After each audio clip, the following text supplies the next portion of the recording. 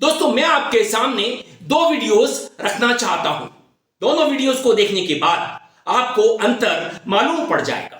कैसे हमारे राष्ट्रीय अध्यक्ष श्री मल्लिकार्जुन खड़गे जब प्रधानमंत्री के साथ मीटिंग करके बाहर आते हैं तो कितनी गंभीरता के साथ वो अपनी बात रखते हैं, जिम्मेदारी निभाते हैं देश के प्रति। देखिए, मीटिंग में जो उन्होंने कहा वो हमने सुना। देश के हित में उन्होंने कहा कि कोई चीज कॉन्फिडेंशियल है रक्षा के विषय में, हम उसको अब नहीं कह सकते हैं, ये उन्होंने कहा।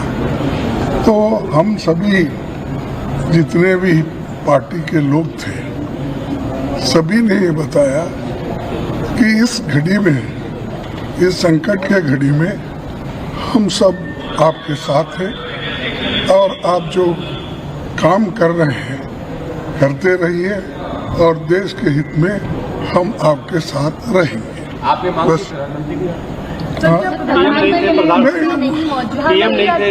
नहीं, ये तो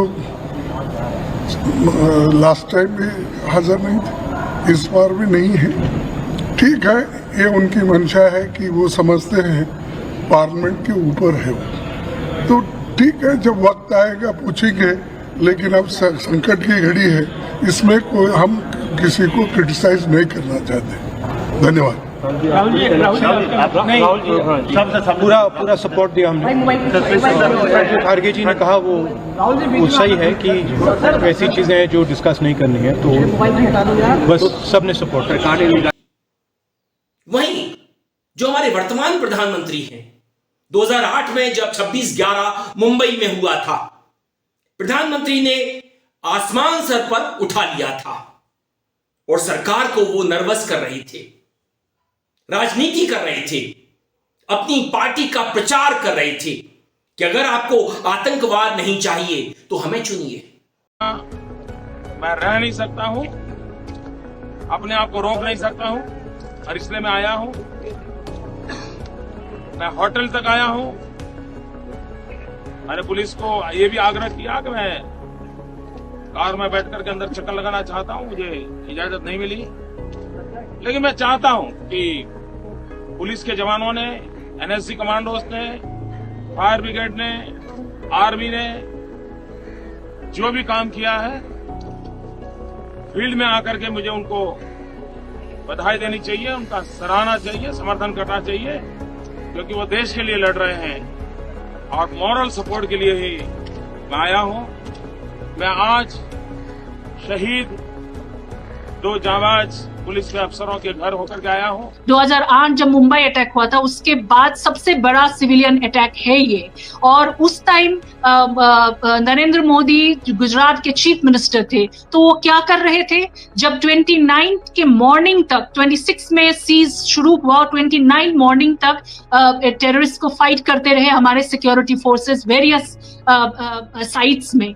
तो Modi as the chief minister कहाँ पहुंचे थे? वो ओबेरॉय ट्राइडेंट के होटल के जिसको अंदर टेररिस्ट अटैक चल रहा था, वो बाहर वो पहुंचते हैं वहां, और पहुंच के वो मीडिया से बात करते हैं और बात करके वो कहते हैं कि एक दिन पहले तब मनमोहन सिंह प्राइम मिनिस्टर था, उन्होंने एड्रेस टू द नेशन किया था। तो वो मोदी कहता है मीडिया को कि वो बड़ा डिसअपॉइंटेड है प्राइम मिनिस्टर से कि प्राइम मिनिस्टर ने मतलब जो जिसपे वो इनका एक्सपेक्टेशन जो था लोगों का, उस पे वो खड़ा नहीं उतरा।